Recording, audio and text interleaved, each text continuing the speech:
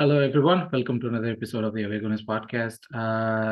This is the preview for the victorious Champions League, return of Arsenal. I love the commentary from, I don't know where, I was watching in Dazan, Canada. But for a Trossard goal, when Trossard scored the goal, the commentary went like, it's like they have never been away. Which was a great statement to hear because we've been away for quite some time, and to come back in a fashion that was amazing to feel. With me today to discuss that, we have Arun with us. Hi, Arun. Hello. Before we start, as usual, like, share, subscribe, and comment in your thoughts on the game and on. More importantly, don't forget to press the bell icon because that will mean that you will get. I think I lost you there, Arun, a little bit. Oh, can you hear me now? Yes, barely. Yeah. So what I said there was like, please press the bell icon so you can get regular notifications whenever we post a video. Yes, that is the crux of it. Arun, and we're available on Spotify too, right? Yeah, we are available on Spotify. We are available on Twitter. We are available on everything. Waste your data if you don't want to see our videos on YouTube. We are always there on Spotify, so you can listen to us on Spotify. I mean, they would like to see you, Arun. Thank you. But getting back to the game, though, brilliant game. I mean, I was a little bit hesitant, even though we went for a preview live just after the team was out, and I was a little hesitant because PSV was flying so high in their league. They were winning 4 goals, they were winning by 3 goals, and all those things. So they scored, I think, 12 or 13 goals, and they conceded just 1 goal. Yeah, so that's why I was a little bit hesitant. Are we oversimplifying this and stuff? Because everyone in the common Arsenal world went like, oh, we are gonna win 4-0, 3-0. I mean, what do I know? That proves like I know nothing about football, right? That we did win 4-0. So Arun, what are your thoughts like being back in Champions League? Oh, it was very exciting to hear the music play while we were playing and we were not watching another team play, So I was like really happy. So yeah, it was like like this is where we belong, and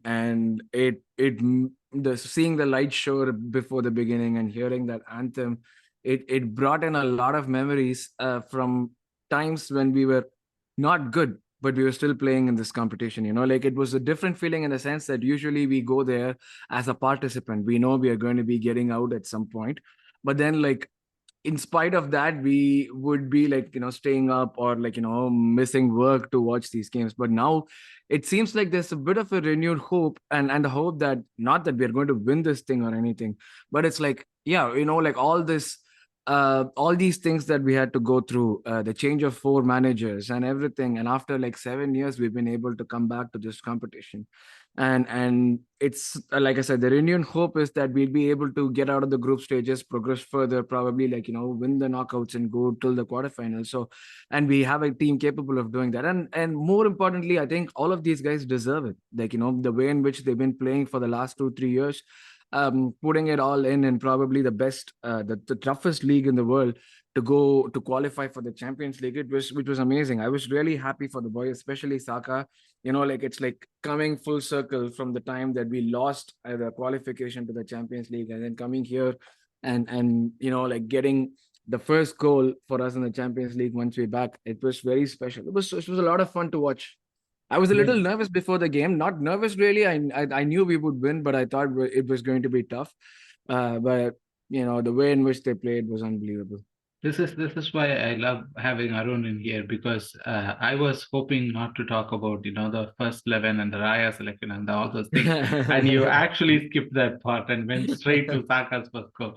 But yeah, it's like, I mean, this episode is going to be so much about like praise for Arsenal players. There would be very little complaint, because this is a competition that's very close to my heart for me. Like, as growing, this is one of the competitions that kind of like, it's like a badge of honor for Arsenal fans, because back when I was in India, we used to have these games at like 12 in the midnight, Yeah. right? Like, you have to get up, and this is like I started following from the time when I was in school days and university days, and as the you have to get up at 12 to watch the game with, like, The worst without. part was when you had work and then next day in the morning and you have to leave home at like 6:37 to be there at 8:30.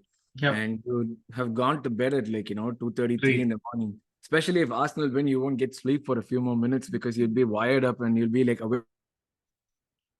So yeah, that was like, now that we are in a time zone that's more convenient for us, it's like more about getting time off work, not like, losing out on sleep or No, but still, like, that is the feeling of the Champions League, getting up at middle of the night to not wake up the rest of the family or whoever we are staying with, and then, switching on the TV without the whole switch on the TV and mute right away kind of combo that all the Arsenal fans have perfected over years. yeah. So all that kind of came back, and what a way to return, 8 minutes into the game. And Saka, I mean, I have to talk about Saka here. I have been very critical in this season till now about Saka, and he just proved me wrong, like how unfair I was. Came on to the biggest competition, came on to the biggest moment, stepped up, and the kid's 22. We have been seeing him since 17. I mean, before that we know him from the Arsenal Academy days, but like from 17 we have seen him play left back, left wing back, right wing. Like, we have seen him play across, and then we have seen him play, on different teams or with different players, with hmm managers, and now uh, he is he is literally Had to one be of, him. yeah, and it is like the like you said, it's a complete circle. We are seeing a guy who was from the academy, who is one of us, you know, become one of the best players in the world. I'm not exaggerating by saying that he's 22, but he is one of the best players in the world right now. Definitely, yeah. Definitely. This is what they were saying. Like, we won't believe it. All the naysayers were like, we won't believe that Saka is good until he performs in the Champions League. And that's what he did. Like, he had like a goal and assist. Not just him, everyone had a goal and assist. Like Trossard had a goal and assist. Jesus had a goal and assist, and Saka had a goal and assist. Like you said, it's special. He has shown it in one game, and I'm pretty sure that he's going to show it in the other games as well. Like, like I read something about him, like, all of us were worried about him playing continuously and the fact that he was not getting rest. The levels of professionalism that this kid has at his age is that I read that he has a home gym. So every time he feels a sort of a niggle or an injury, he makes it a point to like make sure that he gets out of it as soon as possible by following gym instructions from the coaching staff. He has his homemade gym at home, and he goes back home to perform all the exercises. He does his due diligence to make sure that he's ready to perform at the highest level. Now, that's the level of professionalism that will separate the ones with potential and the ones who actually make it. Like, your talent can take you so far, but the discipline is what makes that difference between you being termed as a good player until you're 22, 23, and you actually becoming a great player by the time you're 24, 25. So that's, and his humility, like the willingness to be able to be a part of everything that the teams wants to do. And like, he's not just someone who sulks. If he's sulking, he's going to do something better the next time. Never stops. So Yeah. you need, like, at this age, the personality and the character that he's developed. It's hard to see in many footballers, and like, that's the difference that your attitude can make. So it's like it was wonderful seeing him, like score the first goal. I mean, this, as we have been continuously saying, right? This podcast is definitely going to be like all praises for all the players, and then definitely like Saka is one of that. But you also mentioned Trossard. I am becoming a fan of his finishes. Like it's like he is making these Only finishes. Not, now? no, I mean always been, but like he has this like how we used to make fun of Cedric being in every frame of celebration. It's like Trossard's every finish you could just frame it. Yeah, You could yeah, frame yeah. it, and like they were like in deep corners of internet, Arsenal internet. There has been comparisons being made like Trossard is the Belgian Alexis Sanchez or whatever, but his finishes have been brilliant. Like Yeah, even before that goal, I think there was one moment where he would be released. Released is what I would say, because those long balls kind of like yeah, find yeah, him, yeah, yeah. and it was brilliant. He's becoming one of the players to watch. And especially, I mean, this is not a slight on, but it is. Every time we talk about Trossard, we have to talk about, because we were so close to signing Mudryk for huge amount, and then Trossard came out of nowhere. But it's not a slight on Mudryk, but what a great deal that has turned out to be. Yeah, we got him at the right time. Like, he's someone who's played he played for Brighton, and he had that a bit of Premier League experience as well, and his age meant that he's also had like a lot of league experience. He's played in Belgium before.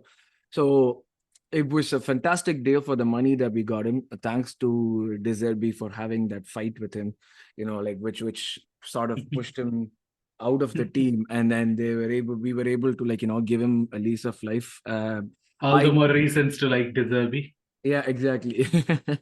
Not just what he does on the pitch, but off the pitch as well. But like, to be honest, yeah, I think these are the kind of deals that uh, that makes us competitive. It's not about having a first 11; it's about having a squad. And I've never seen Trossard complain. That's a big quality of like these players who don't always get the chances, because you see Arsenal, that Martinelli is going to play on the left. Trossard knows that he doesn't start. Same thing with Reece Nelson. But Trossard's quality is way higher than any of the other people around there. And for someone like him to go through all of this quietly and then perform at every given chance that he gets, it's unbelievable. The guy doesn't have a weak foot. The Yeah. guy can score with either foot. He's super comfortable playing on either side. He can You play were through the you were the middle. one you were the one who mentioned, right? He has 2 foot, one is strong, another one is Yeah, stronger. stronger. Yeah. So it's like that when you have players like that, with a bit of experience to guide the younger ones as well. What more could you ask for? Like people were complaining about missing out on Mudryk without knowing who Trossard really was. Like I was very happy when we signed Trossard, not because I knew who Trossard was. I'd seen him play a little. He'd scored all those goals against Liverpool at Anfield and all that, so I knew who he was, but like I never expected him to have the kind of impact that he did. And like I was happier primarily because we didn't spend like 90 million on another young player, who needs to be polished to completion. We already have like a polished player. It also Hmm. bodes well because like any new player coming in, the transition is going to be smoother if Trossard were to leave for a new player coming in because of the age in a year or two. I really don't have any sort of worry or trouble about this. I mean, in a 4-0 victory, it's difficult to talk about defense, but at the end of the day, it's still a clean sheet. I mean, you are focused on talking about the attack more, but a moment we will take to talk about the defense, but not just in a defensive unit perspective, but also like, did you see that the attack was a little bit different, because like last couple of games we've been saying, oh, the attack is not working and all those things, and you were the one who kept saying, oh, that's because the opponents are sitting back. But in this game we met an opponent who was coming on to us, and we saw how quick the transitions were. The balls from, I think Gabriel was the one who instigated both the first and second goal Yeah. with his ball. But I mean, it's both good and bad. I mean, I told everyone that we are going to talk all positives, but this thought just came into my mind. Like, yeah, we are very good in transitions, and we Yeah. we are proving that time and again. And this game is another proof that we are very good in transitions, be it balls from the deep or be it our goalkeeper pinging in like those long balls. Like no longer the long balls are going, high up and then there is no other way for it. I'm not taking a slight at Chesney, but Chesney used to hoof the ball long, and it used to be hanging in the air for a bit, so that the defenders of That was opposition. different times, right? Different football, different times. Yeah, The but emphasis was what? not, there was nothing on like playing out from the back or anything of that sort. No, but even that's just a comparison of how the long balls have evolved, right? Like now the long balls are flat. It reaches our players quicker. And so, yeah, that was an interesting thing to see that not only are we, we somehow it looks like we are developing this new. I don't know if it could be just me who feels it, No, but long balls. it's more like we are not just dependent on one style of play or one plan or one system of playing to win games. That's one of the things that we were complaining about last season when we said that the team has a plan A, but Arteta is lost when things don't go his way, and he needs to develop a plan B, plan C, plan D for different situations. Like I told you earlier, we had only faced like teams that sit back and play the low block or mid block for against us in the Premier League, and we needed different styles of play for that. Like the goalkeeper being able to find the right man was one of them. The centre backs finding the running forwards is one of them. So when we have possession, we dominate. Like we are confident enough to go very high up the pitch because of the quality that we possess and the coaching systems that have been drilled into our players. Similarly, when we do not have the ball, or when we are actually struggling a bit, or when the opposition is trying to uh, launch an attack, we know what to do to actually get the ball off them and start an attack of our own. And that's what I feel is a very big improvement, because even when we are getting the ball, the positioning of the players is such that they know exactly whom to find, or the other players are moving in so fast that we are giving the time to the player with the ball to be able to like pass it on to the nearest man that can get things moving forward rather than like just side passes.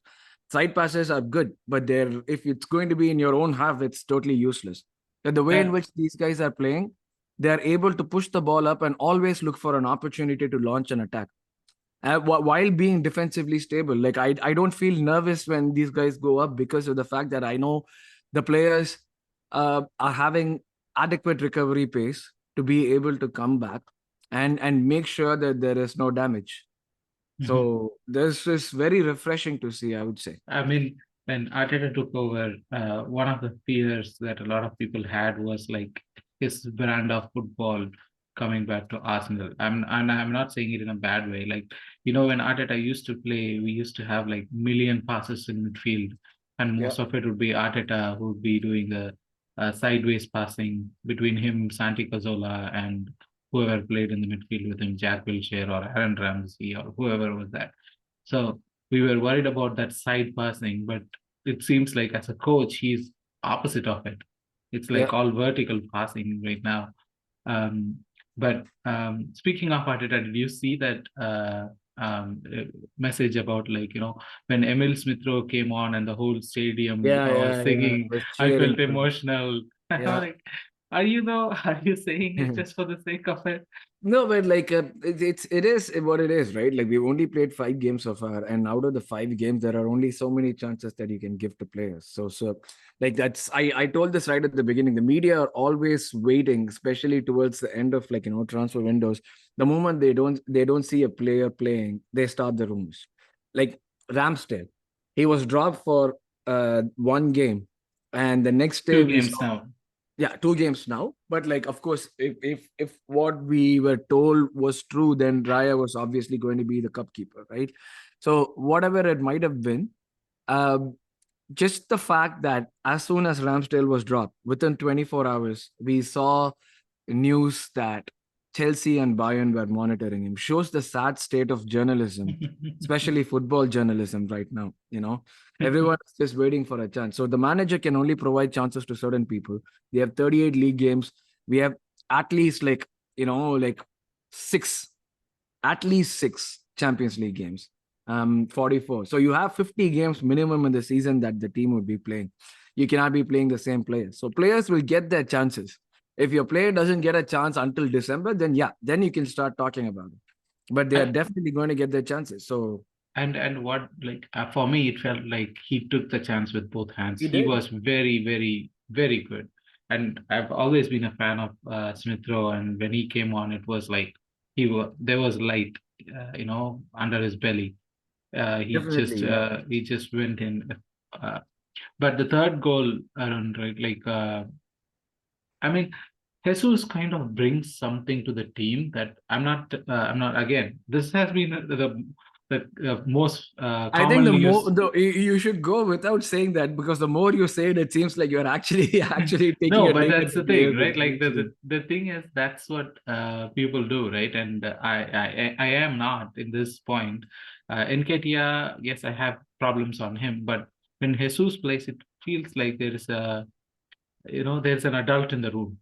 Among all the kids, there's an adult in the room in the It's I just say it's different types of players. Like, you Jesus has that ability to drop down and the pace to actually come back for the chances. Like, and he has the trickery.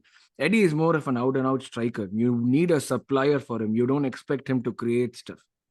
And that's the difference. Like, we cannot keep blaming Eddie for not putting in the effort.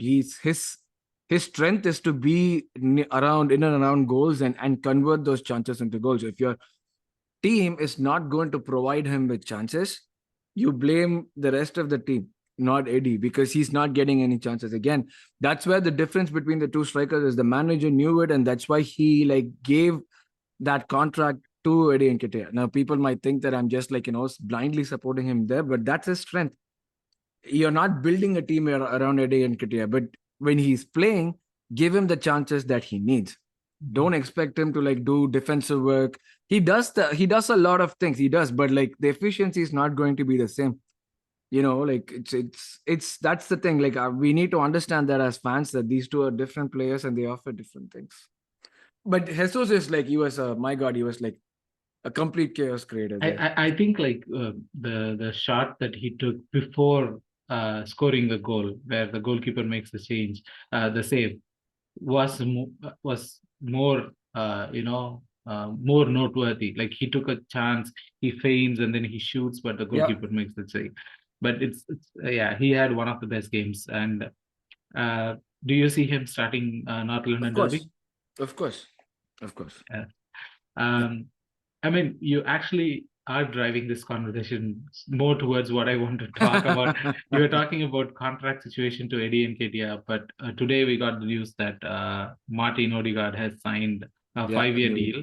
yeah, Super happy about the guy. I mean, he's been our captain. He's been like, and this game he just proved who he is, right? Like, so many chances created. He was just on his pomp. I think he was the official man of the match, and for me too, he's the man of the match. yeah. Definitely. It's like, he was pulling the strings, he was there, he was moving, he was like, you could see how different giving him a little bit of space makes. Exactly. I was about to say that. Yeah, you don't give him space, he creates space on his own, but like you give him space, you're done. Like he knows the way in which he moves with the ball, without the ball. And like, his quick thinking is something that we've been lacking for a long time. He's always trying to find someone. Always, always, always. He's always looking to move the ball forward.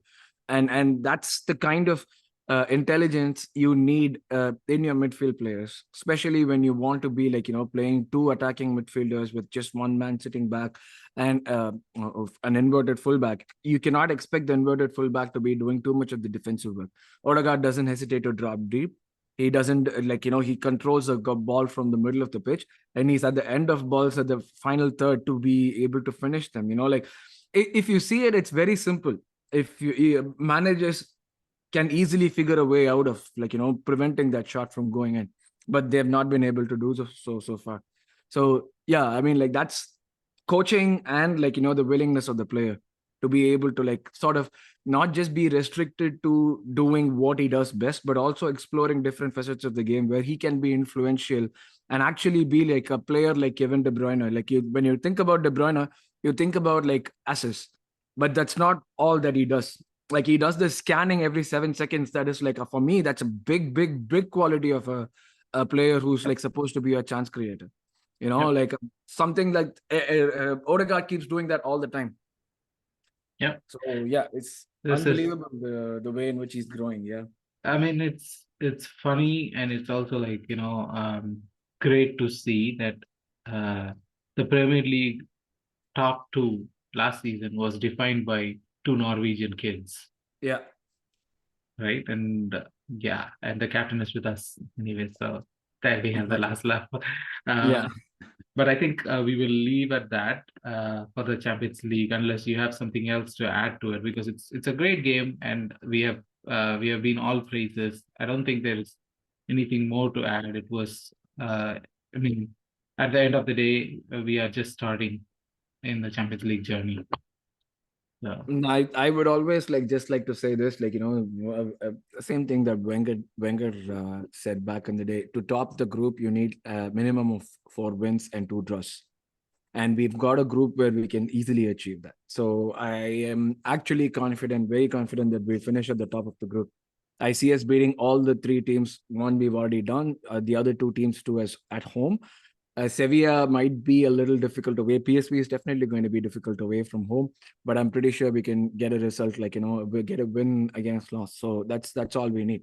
Don't lose any of the games. Make sure that you get at least a point away at PSV and Sevilla, and that's it. We're good. do you see us going all the way? Oh no, not yet. Where do you see One us? game's not going to change my mind, because there are stadiums that we have to go away to where things are going to be much crazier than what we see right now.